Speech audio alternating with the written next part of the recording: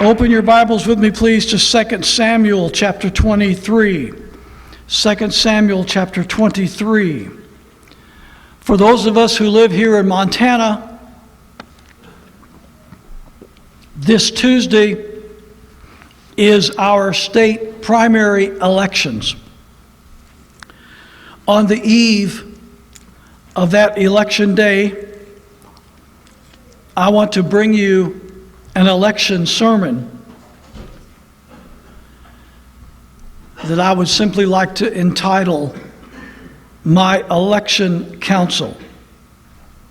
I hope that you will listen to me very carefully, as the information and instruction from God's Word that we are going to share today are critically important to us who have the privilege of being able to select our own civil magistrates. 2 Samuel chapter 23 and verse 3, we find the last words of King David.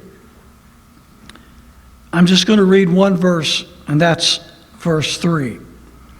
The God of Israel said, "The rock of Israel spake to me, He that ruleth over men must be just, ruling in the fear of God."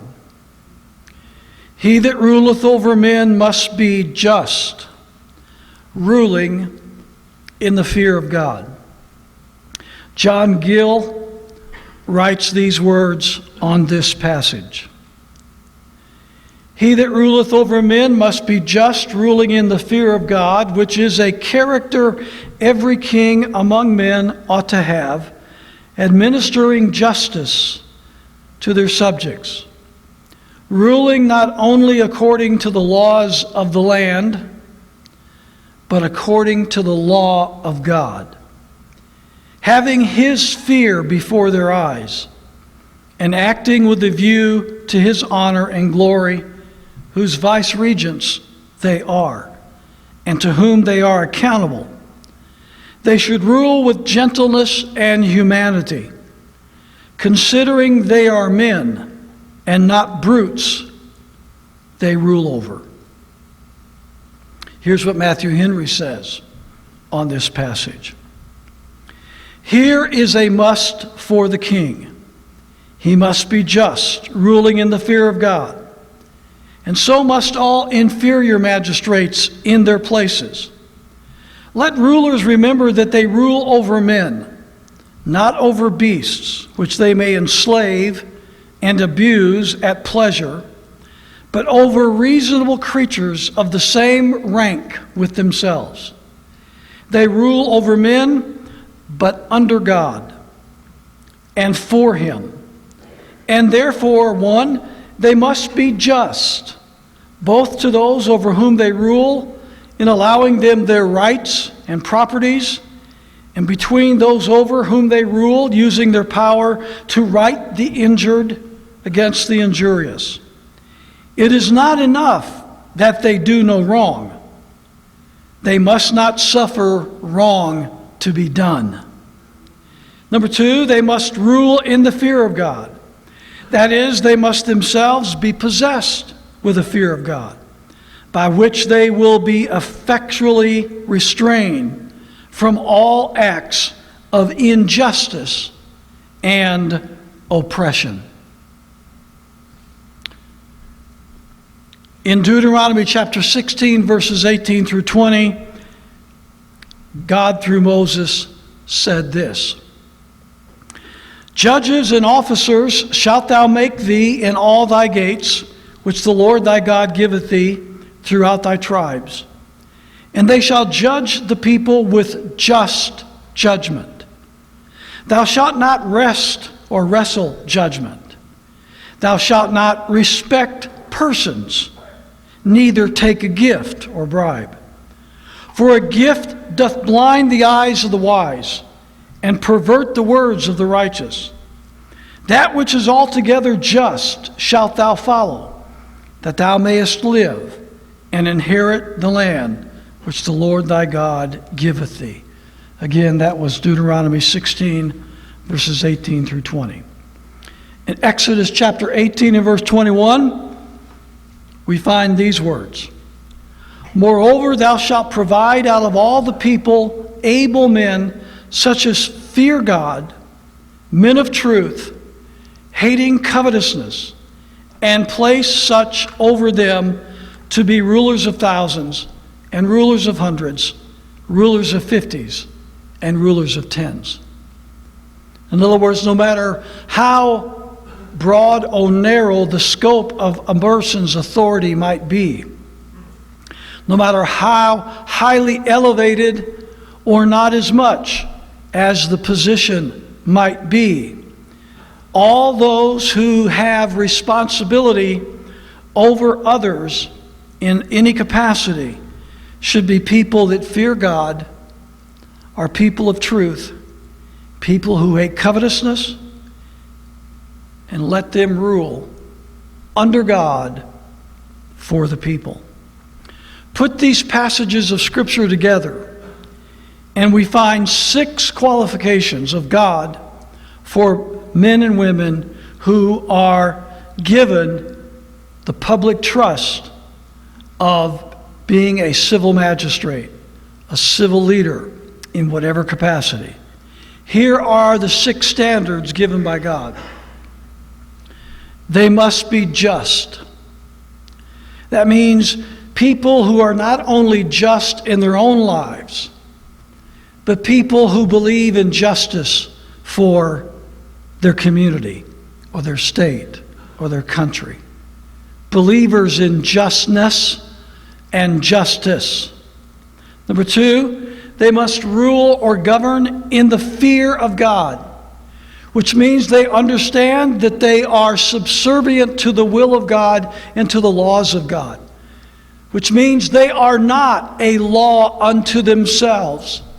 They do not have unlimited jurisdiction, but rather a very defined parameter of jurisdiction given them by God. And they are in the place of God and therefore under the authority of God. They cannot govern in a way that would not please God. They cannot govern in a way that would violate the laws and principles of God. They have to have the fear of God in their heart to understand that that is part of their civic responsibility.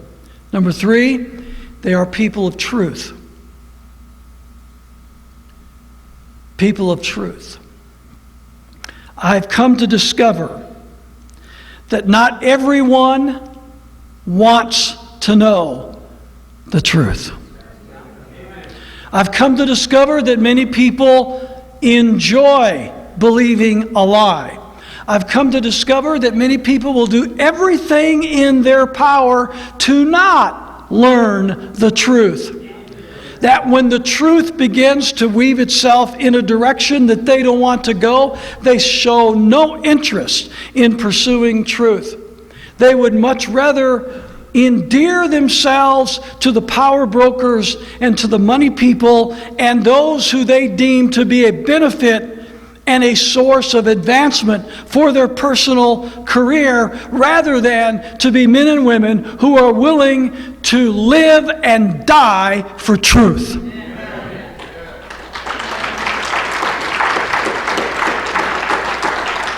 Number 4, men who hate covetousness. Men who cannot be bribed, and men who will not bribe others. Most politicians will use taxpayer dollars as a means of bribing people for their votes. They know that if they can give to segments of the community enough financial resources, that those people who, wanting to continue to receive those financial resources from the rest of their fellow taxpayers, will continue to vote for the politicians who will provide that wherewithal for them. A man who hates covetousness, in other words, would not be bribed with a gift, whatever it might be, by the same token, would not lower himself or herself to give other people bribes in order to procure their votes. You ever heard the phrase pork barrel spending? Our politicians in D.C. are experts at pork barrel spending.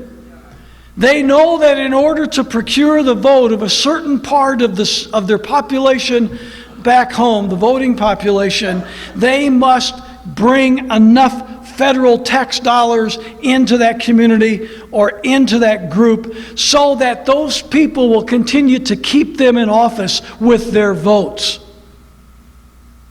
These people are covetous people.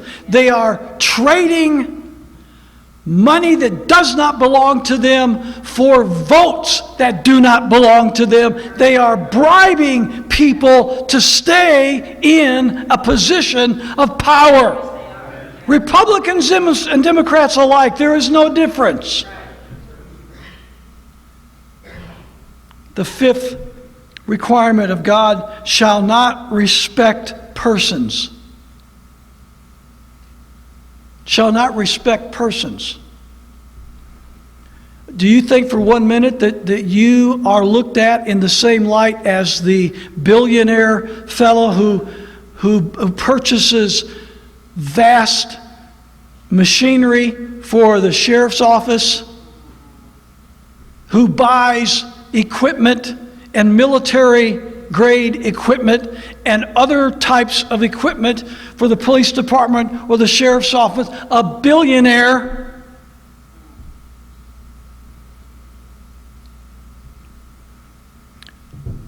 who fancies himself as a giant benefactor for the various police agencies in a given community. And this goes on all over the United States. Do you really think that when you walk into your local sheriff's office with a constitutional complaint about the procedures that are going on in the streets by those deputies who have no care or thought about the Constitution, that you are going to receive the same kind of treatment and the same kind of respect that billionaire receives who's buying tons of equipment for the office that man operates? Shall not respect persons is a scriptural requirement for people in public office. You and I both know that politicians make a living out of groveling before rich donors who are not limited by the constraints of the financial laws that we have to abide by as individuals in what we can give to a given candidate. Oh, God forbid that we give more than $360 to a given candidate. That's against the law. But the super rich can form their super PACs and bring in millions and billions of dollars and spend that money any way they want with no strings attached. Tell me, who are the politicians catering to? Tell me, who are the politicians groveling to? Tell me, who are the politicians showing respect to? For far, far too long, we have elected men and women in public office who do respect persons based on their wealth and their ability to help them obtain higher office. The last one, shall not take or give gifts, bribes, enticements, etc. Those are the 6 standards that God has given to civil magistrates. How many Christians think about these things before they go vote? How many Christians bother to think about, is this man just? Does he believe in justice? Does this man have the fear of God, and will he rule in the fear of God? Is this man a man who desires truth and will follow truth wherever it takes him? Is this a man who hates covetousness on both ends of the spectrum? Is this a man who will not respect persons, Or will he show favoritism, not just to the rich, but there are many people in government that are respecting certain ethnic groups or certain religious groups, showing favoritism to one religion over another religion, or one ethnicity over another ethnicity. They have biases in their hearts relative to groups of individuals. They're respecting individuals, not as God would have, but because of their personal bents and biases and proclivities. Maybe they've fallen prey to a mainstream media that day after day after day after day caricatures certain groups of people as being bad, certain groups of people as being evil, certain groups of people as being the cause of all of our problems. And I know many Christians and pastors in America today that are getting up in the pulpit. A higher calling than that of the civil magistrate is the man who stands behind the pulpit in the house of God. And they themselves are guilty of respecting persons, respecting groups, giving one nation favored status and giving another nation hated status, blaming all the problems on this group or that group or not, and letting this other group completely alone. Such people are not qualified for public office. Such people are not qualified for pulpit ministry. As Americans, in addition to the scriptural requirements that we have from God, as Americans, the men and women that we elect have, besides those God-given duties, they have one unique American duty, and that is to be faithful to the Constitution, the Bill of Rights, and the Declaration of Independence.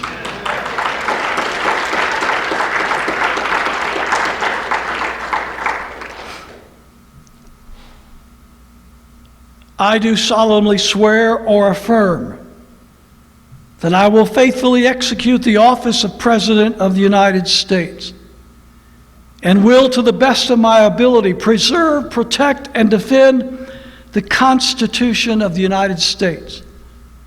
So help me God. So it says every president who is sworn into office, and every governor, every judge, every state rep, every state senator, every House member, every U.S. Senate position, every county position, every local or city position.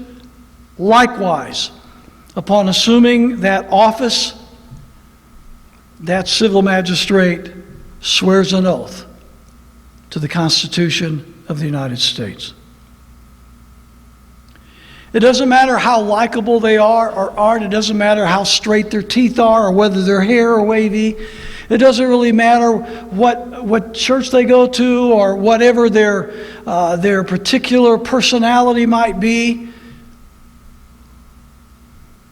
We have one standard as Americans. As Christians, we have the 6 standards that we just read from the Word of God. But as Americans, we have one standard. One standard. Not is he a likable guy, not is he a nice guy, not even is he my friend. Not what has he promised. There's only one standard, and that is, does this man or woman know and understand, and is he or she fully committed to the Constitution, Bill of Rights, and Declaration of Independence? Period.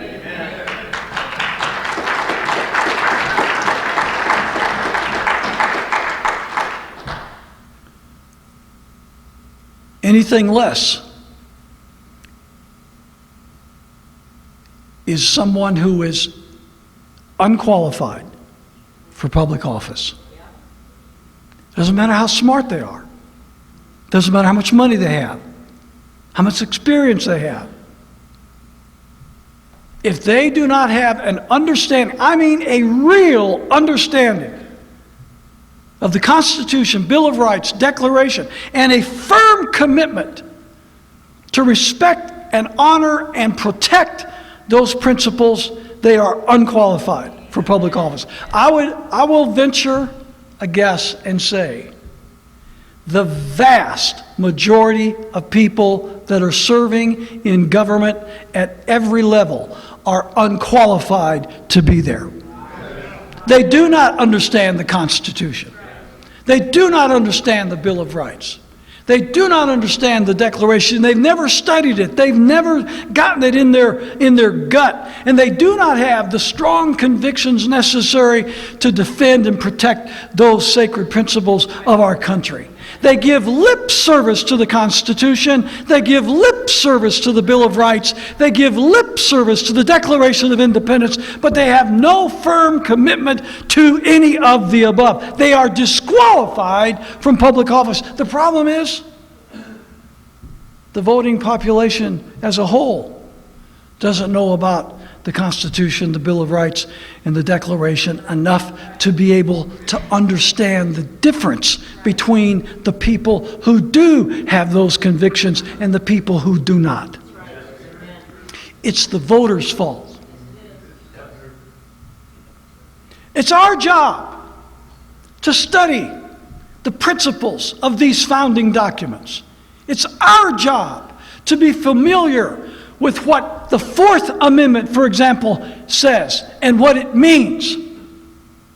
It's our job to be familiar with the Fifth Amendment. It's our job to be familiar with the First Amendment. It's our job to understand the constitutional framework of what the government can and cannot do. It is our job to hold our civil magistrates to the oath of office that they took.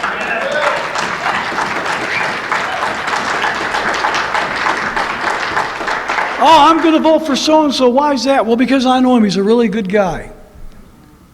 Oh, I had breakfast with him, or I met with him, or I talked, or he's a neighbor of mine. He's a good guy. There's a lot of good guys that have no business being in elected office. I know a lot of people that I think are good guys. They're nice guys. They're good people. They're nice people, etc. But they don't belong in public office, because they don't understand the basic principles of what being in public office means. They don't understand what their job description is. Their job description is not to please everybody. Their job description is not to distribute bribe money to voters. Their job description is not to get along with the party elite so they can advance in the political climate of whatever their chosen sphere is. Their job is to protect the liberties of the American people per the Constitution, Bill of Rights, and Declaration of Independence. That's their job.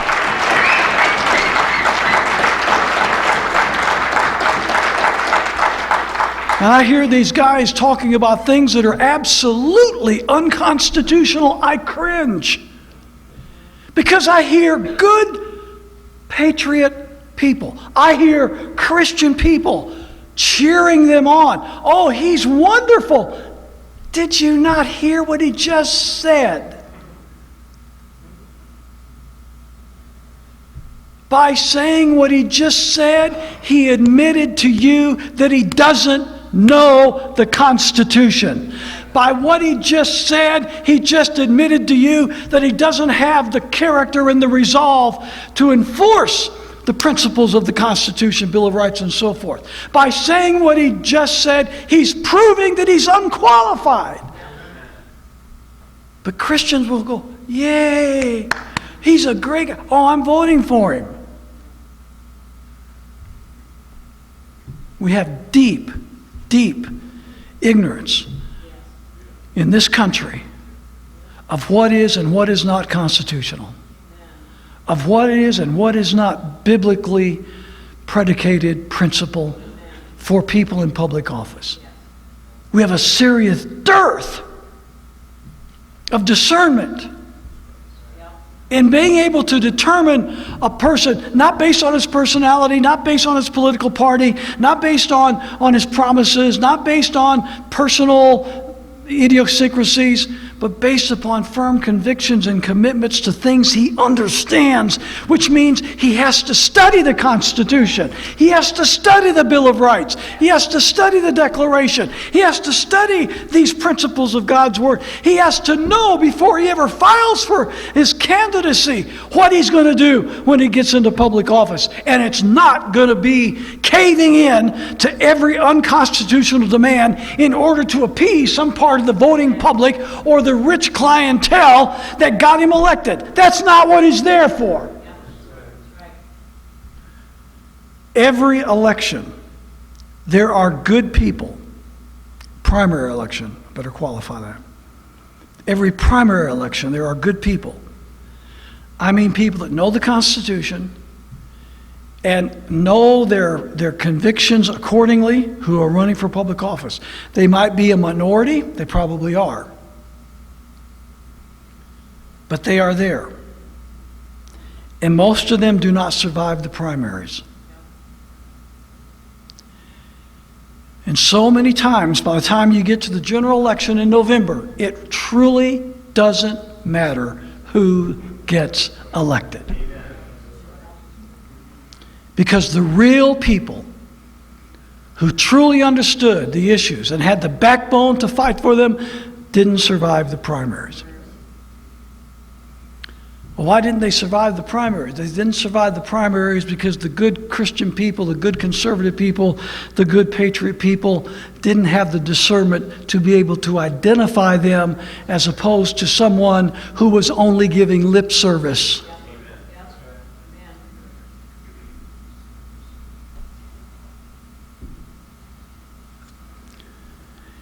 I want you to notice, too, from the Word of God, that not everyone who was elevated to a position of authority is the one that God wanted to be in that position.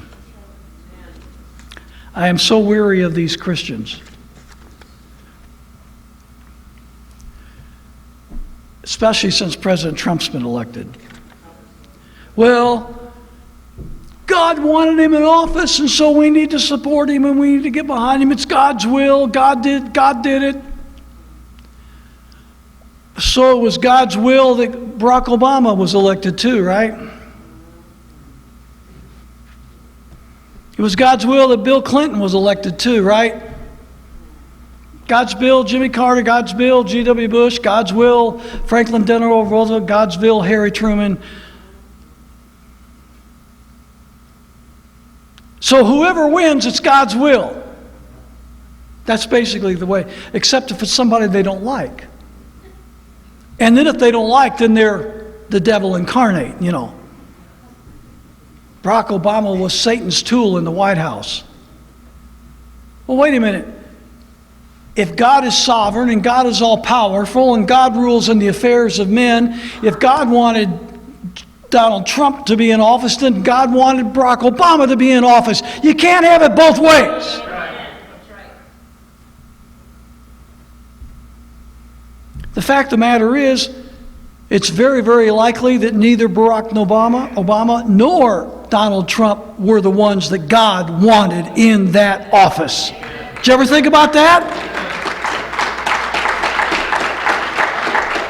They say, oh, preacher, where do you get that from? I get that from the book of 1 Samuel, chapter 8 and verse 7, where God said this to his prophet Samuel. And the Lord said unto Samuel, hearken unto the voice of the people and all that they say unto thee. What were they saying to Samuel? They were saying, we want King Saul. That's what they were saying. We want King Saul. We want King Saul. Put it in the modern vernacular, they all went to the voting booth and they voted for King Saul. And God said to Samuel, go ahead and give them their request. Anoint Saul king. And then he says, For they have not rejected thee, Samuel. Samuel tried to warn them about King Saul. Samuel tried to tell them it wasn't God's will that King Saul be their king. He tried to warn them what the things that Saul would do after he became king. And they shouted him down and wouldn't listen to him, and they demanded that Saul be their king. And the Lord said, go ahead, anoint him king. For they have not rejected thee, Samuel. They have rejected me, God, that I should not reign over them. I want to tell you something straight down the gun barrel. We have a host of people in public office at all levels of government that were put there by the people in defiance of God's will. In defiance of God's will.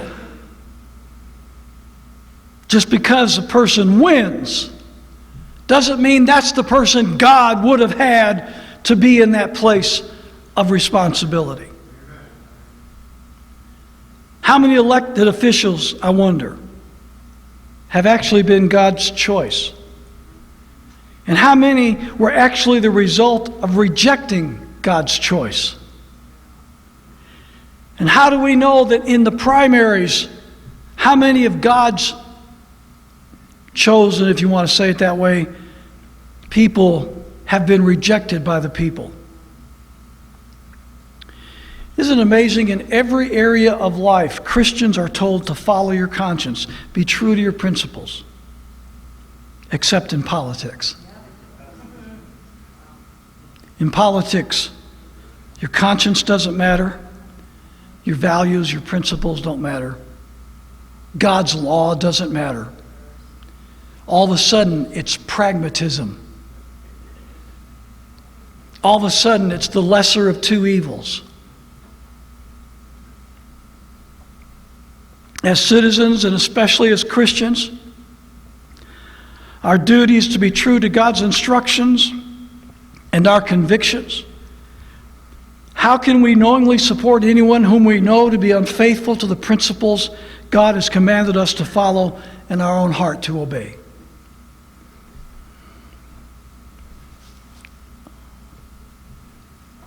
And I realize that sometimes we are deceived. I've been deceived by politicians.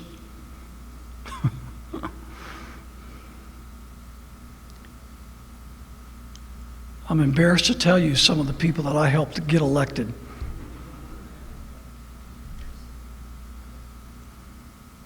They were experts at fooling us.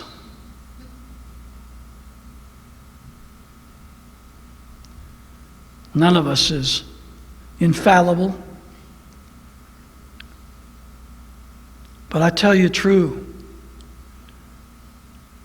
it is our responsibility, each of us, to learn how to be as discerning a voter pertaining to the laws of God and Constitution and Bill of Rights and these essential elements of our liberty, to be as discerning on those issues as we can possibly be, because our individual lack of discernment will cause us to vote for an unqualified candidate.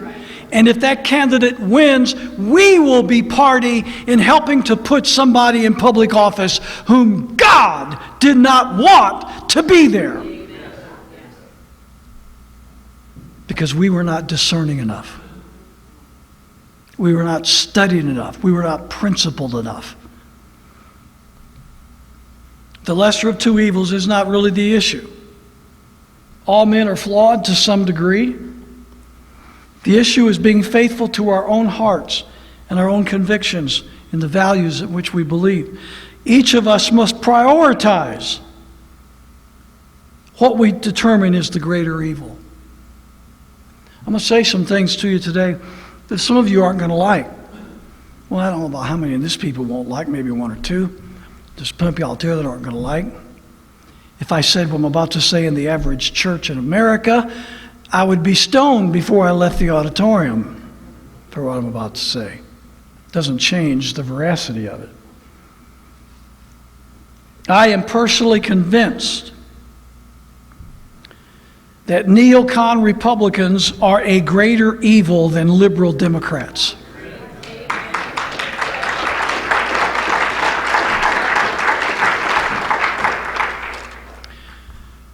The great conspirator, you say, do you believe in conspiracy? I sure do. Satan is the great conspirator. The great conspirator has a brilliant strategy. He took the election process of America and he whittled it down to a two-party monopoly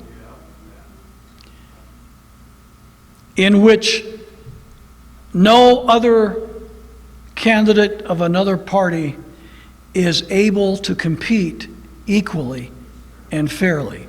And I know what I'm talking about on this one. I've been there. Anybody who says we have free and fair elections in America doesn't know what you're talking about. You go to most of the democratically elected countries around the world, and you will have anywhere between 8 or 9 or maybe even 18 or 20 different political parties seeking office. And each one of those parties is on a level playing field when it comes to getting the votes of the people. This concept that there can only be two parties from which we must choose our civil magistrates is a manipulation of the two parties.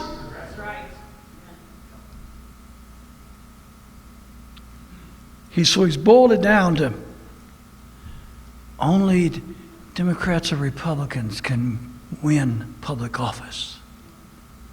Well, that cuts down the field quite a bit.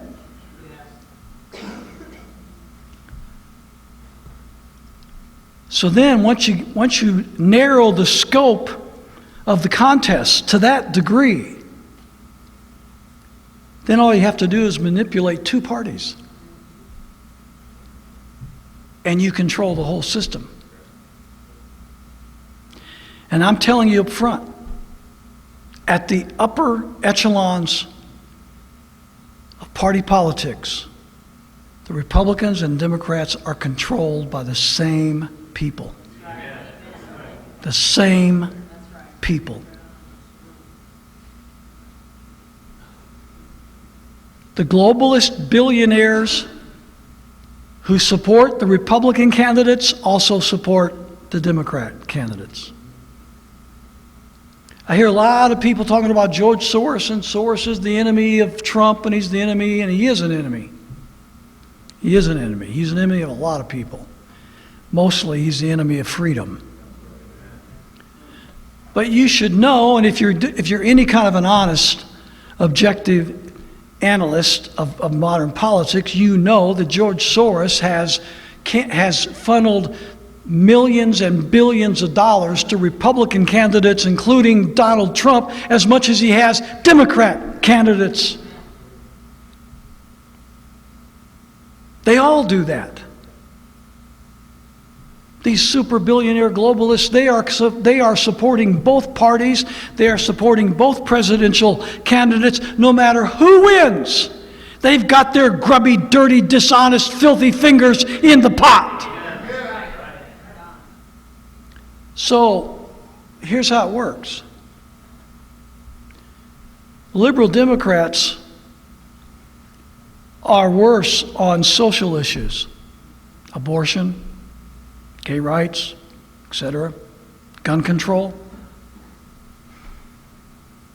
But neocon Republicans are far worse on Fourth Amendment issues, civil rights, police state, warfare state. Plus, the neocons are more tightly controlled by the globalist Zionists. So, pick your poison. When you vote for the Democrats, you're voting for gun control, and you're voting for abortion, and you're voting for gay rights. And when you vote for Republicans, you're voting for the violation of your Fourth Amendment. You're voting for a police state, a warfare state, and you are voting for globalist Zionism. Take your pick. They are going to promote their agenda no matter who wins. And all these Christians and pastors are out there all addicted to this party partisanship. Addicted to this left versus right, liberal versus conservative, Republican versus Democrat. They're all caught up in that mantra, in that two-party paradigm. And they act like the whole world depends on getting a Republican in. And if you're a liberal socialist Democrat, then the whole fate of the world depends on getting a Democrat in. And the truth of the matter is, both parties are taking us down the river to our servitude and oppression, trashing our Constitution and Bill of Rights, making a mockery out of our Declaration of Independence. And yet, we keep voting them in office year after year after year after year. I said neocons are more tightly controlled by the globalist Zionists. Remember this biblical requirement? We just read it from the scriptures. Shall not respect persons. Shall not respect persons. What are the neocons doing? They're scapegoating the Muslims and showing favor to the Zionists, which is at the heart of the war on terror, perpetual war. The New World Order. The neocon Republicans are the ones who are violating, shall not respect persons. Listen to me. As citizens of these United States of America, whether we are Muslim, whether we are Jew, whether we are Christian, whether we are white, whether we are black, whether we are male, whether we are female, no matter what our lot and station in life, no matter what our race, our ancestry, our religion, or whether we're an atheist or whatever we are, as citizens of these United States, we are all to be governed according to the liberties granted in the Constitution, Bill of Rights, and Declaration of Independence. All of us.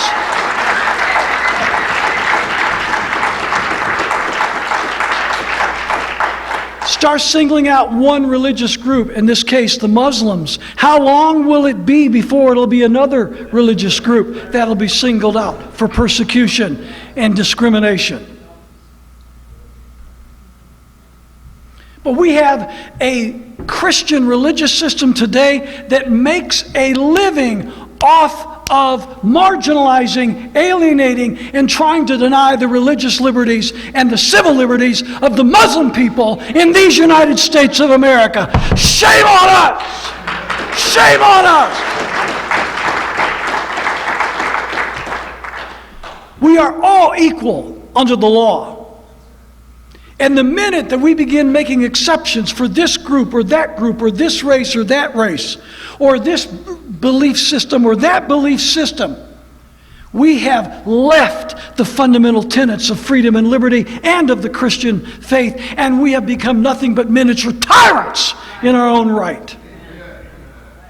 And I fear that's exactly where we're headed as a country. And I see that's where the church is headed. They're violating that biblical concept, no respecter of persons.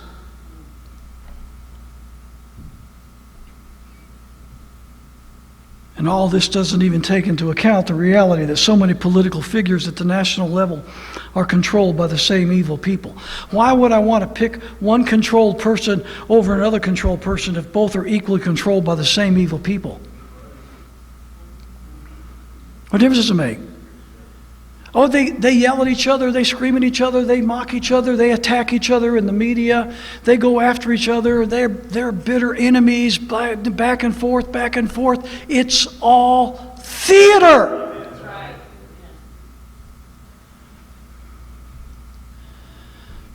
I remember back in the old days when G.W. Bush and Bill Clinton were supposed to be these mortal political enemies. Every time you turned on TV, Clinton was saying something mean about Bush, and Bush was saying something mean about Bill. And they were going back and forth, and you had all the liberals over here fighting Bush, and they were for Clinton, and all the conservatives over here, they were for Bush, and they were fighting, and they hated Clinton, and they were hating each other, and they were fighting each other back and forth, back and forth, back and forth.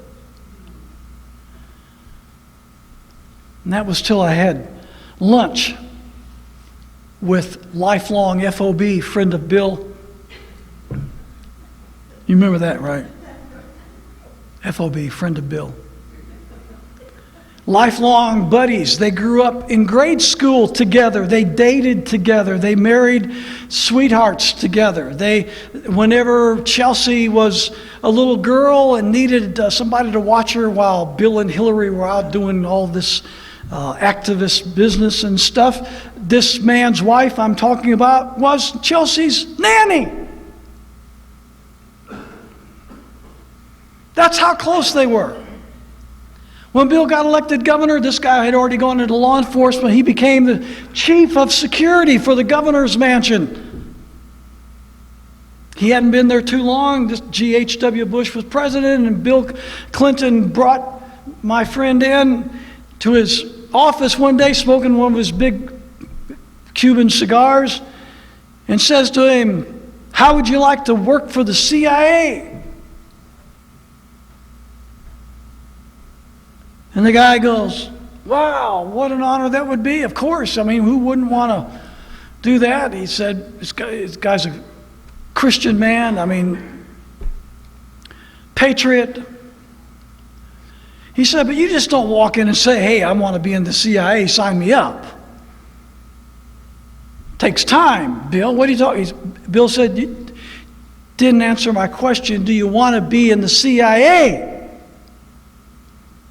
He said, "Sure." He said, "Fine." Nothing more was said.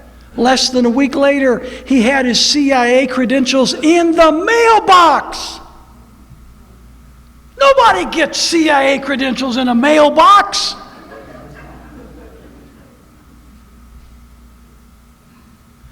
Put him on cargo planes flying in and out of Mena, Arkansas.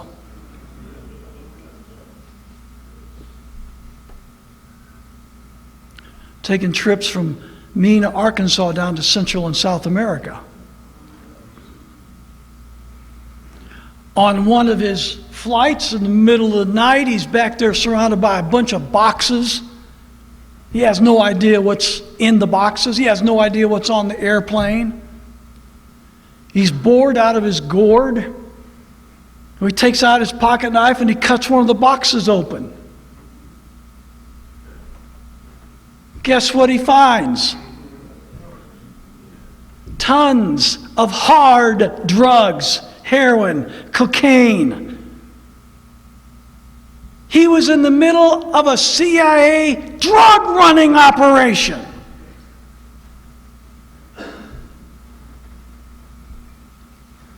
As soon as he gets back to Little Rock, he goes into the governor's mansion. He's shaking like a leaf. He's white as a ghost. He's scared. He said, "Bill, do you have any idea what's on those planes that we're taking down to Central America?"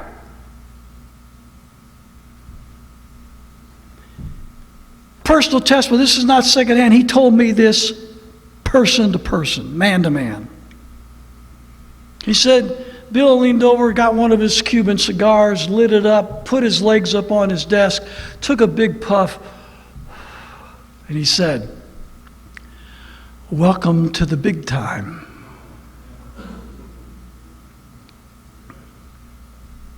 My friend said, "Are you crazy? Are you crazy? We're talking about international drug running. We're talking about Drug Enforcement Administration. We're talking about hard time. We're talking about prison." He said this gets to justice. It gets to the White House. He said, "This means prison for all of us, Bill. What's the matter with you?" He said Clinton took another puff on the cigar, called him by name and said, George knows all about it.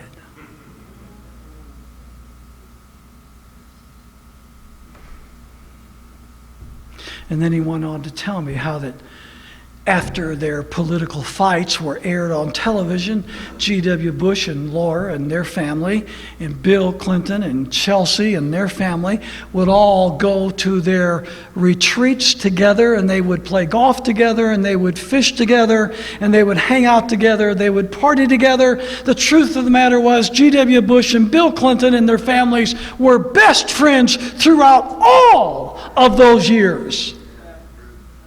Best friends. It was theater. It was public deception, public manipulation.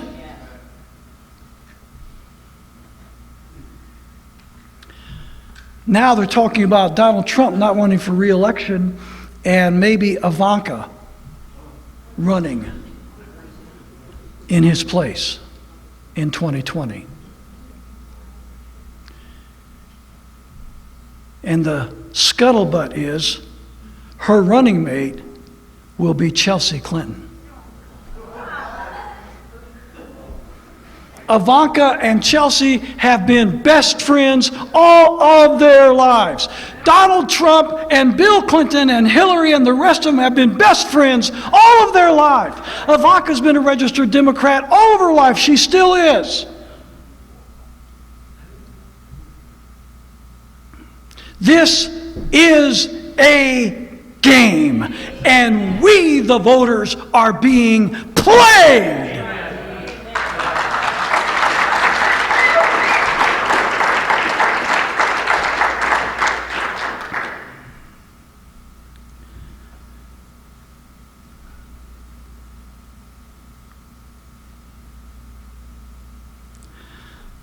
Of every king of Israel, and many of the kings of Judah, the Bible says, and he did evil in the sight of the Lord. Every king of Israel, every one, and many of the kings of Judah were evil in the sight of the Lord. Yet each of these kings had the support of the people of Israel and the people of Judah. And they had the support of the vast majority of the prophets in Israel and in Judah. Do you realize that most of the books of the Old Testament prophets, Isaiah, Jeremiah, Ezekiel, etc., that most of those books are simply the record of the stories of a few faithful prophets who did not support the evil kings in Israel and Judah. That's the story of the book of Isaiah, Jeremiah, Ezekiel, Amos, all of them. They were not popular with the other prophets of the day or the priests of the day. They were not popular with the kings and the rulers of the day. They were God's men preaching the truth to power regardless of consequence. And those are the men we read about in the Old Testament books of the prophets.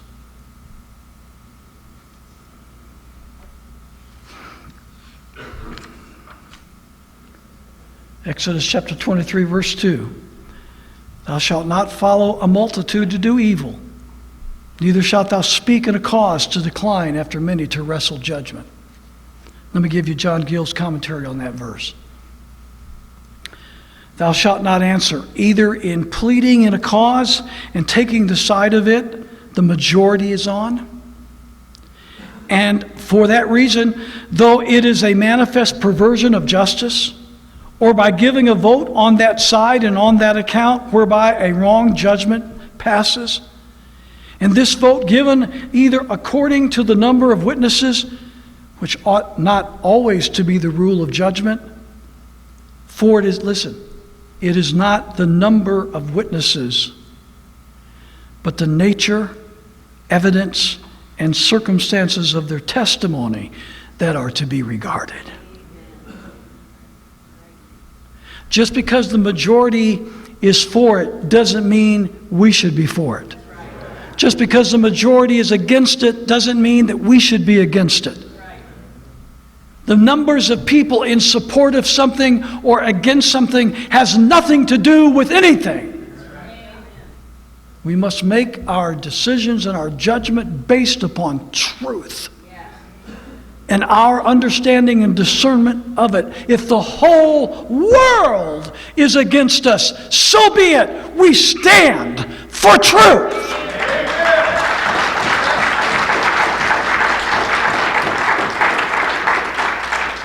No, I guess there are some pastors that don't appreciate our stand against the 501c3 tax-exempt status for churches. It shames them. It puts the spotlight of truth upon them. It forces them to acknowledge what the issue is and the part of the issue that they play in it and the unwillingness they have to do anything about it. I never will forget, years and years ago, I could tell you the names of the participants. I was there. I'm talking about in the early 80s. I'm talking about when the moral majority in the Christian coalition was at its height. And we were in Washington, D.C. There was a select number of Christian leaders from all over the country that were there. The biggest televangelists and mega church pastors and Christian leaders and activists in the country were all there at this meeting.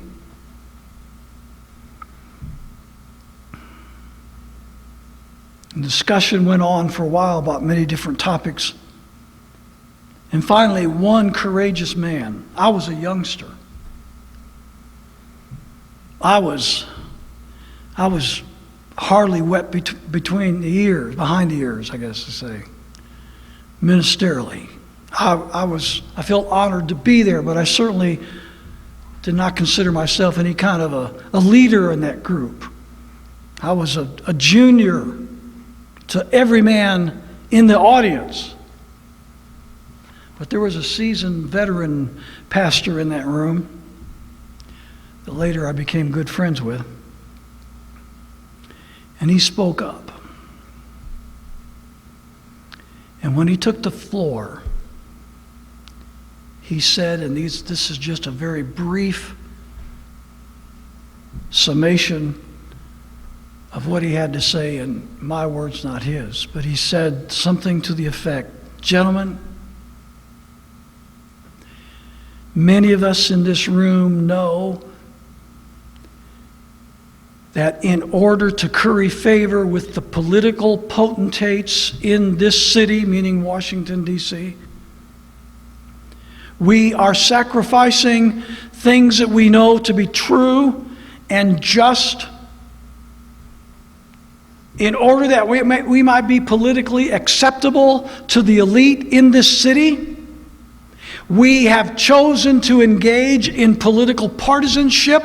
We have aligned ourselves with the Republican Party, and we have become a one-sided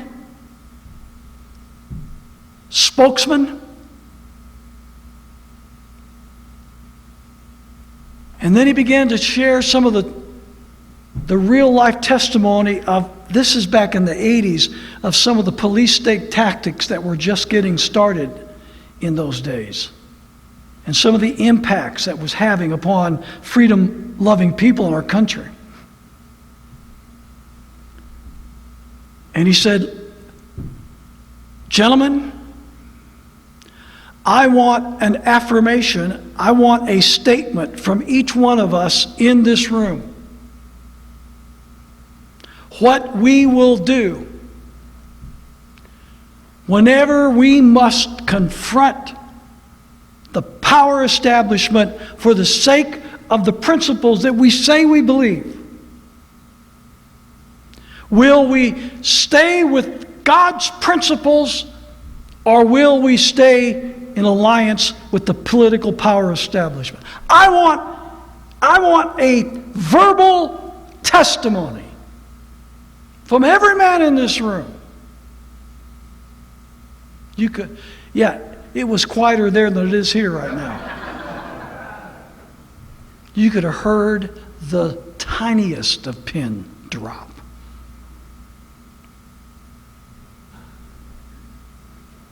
And he pointed his finger at him. Answer.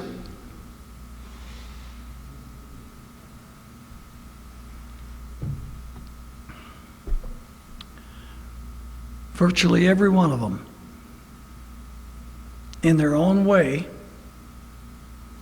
said what one man said directly. And if I named him, everybody in this room would know him.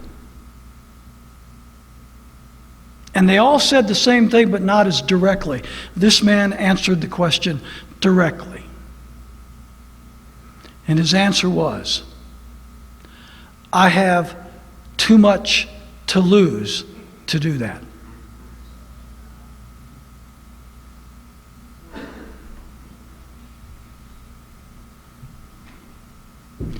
And that's what they all, in their own way, said.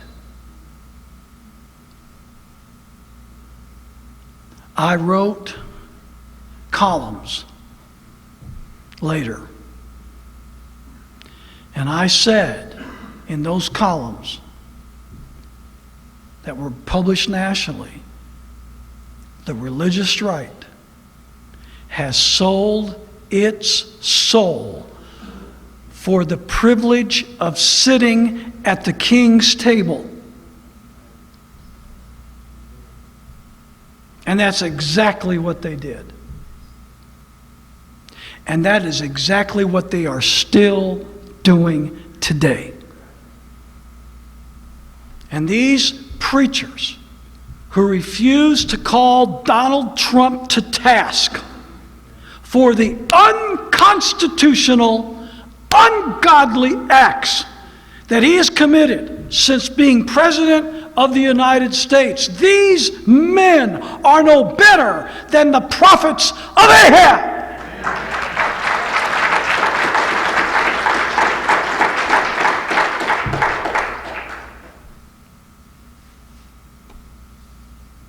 No wonder so many people around the country have lost all respect for the church, have lost respect for the pulpit, have lost respect for Christianity itself.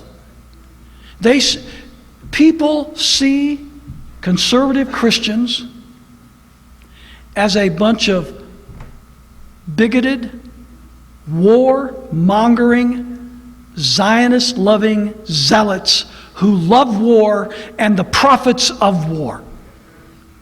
That's how they see us.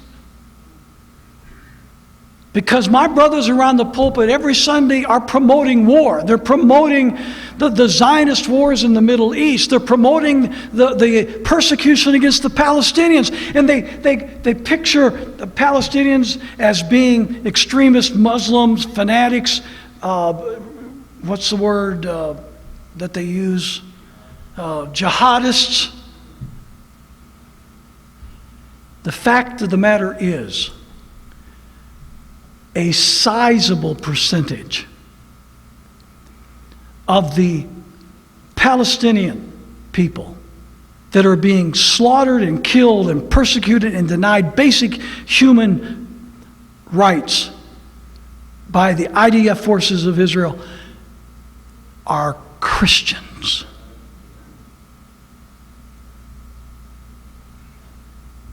They're our brothers and sisters in Christ. And yet John Hagee and his cabal of Zionist warmongers cheering for the bombs dropping, cheering for the snipers shooting kids in the head with 50 caliber sniper rifles.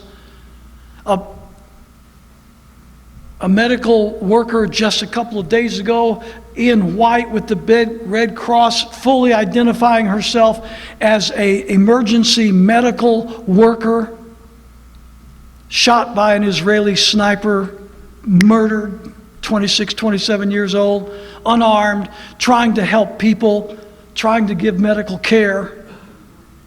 And the Hagee types justify it, excuse it, condone it.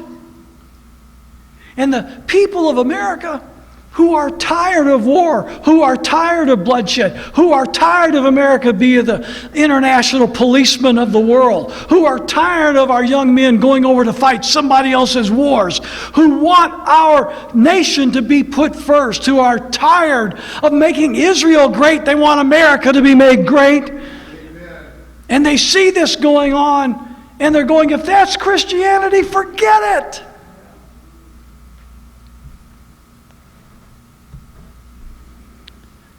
I fear the apathy and lack of discernment of good people more than any liberal Democrat. And when a phony conservative Republican is elected, apathy and indifference are what we get from the vast majority of Christians and conservatives throughout the country. In this regard, we've often far more to fear from so-called Christians and conservatives than we do any liberal politician. We found out here at Liberty Fellowship that that's true. We've been accused of things by Christian conservatives that we have never been accused by liberals and socialists.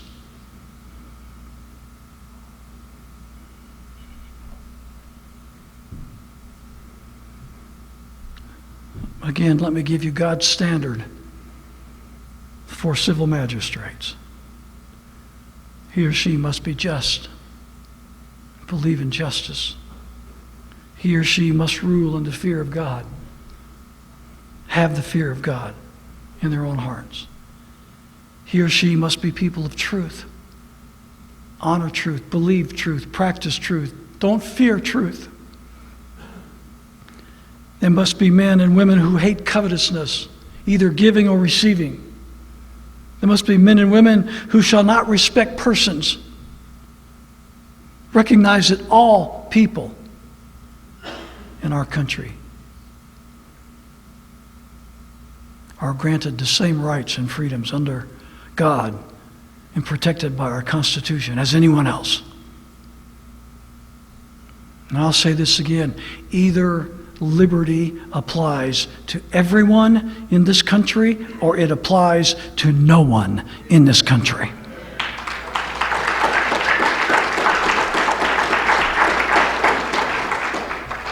And lastly, shall not take or give gifts and bribes, enticements, etc.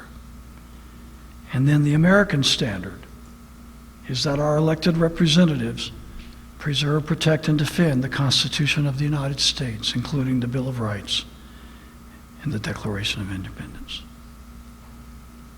As your pastor, my counsel to you is that you never go into any election without a serious, studious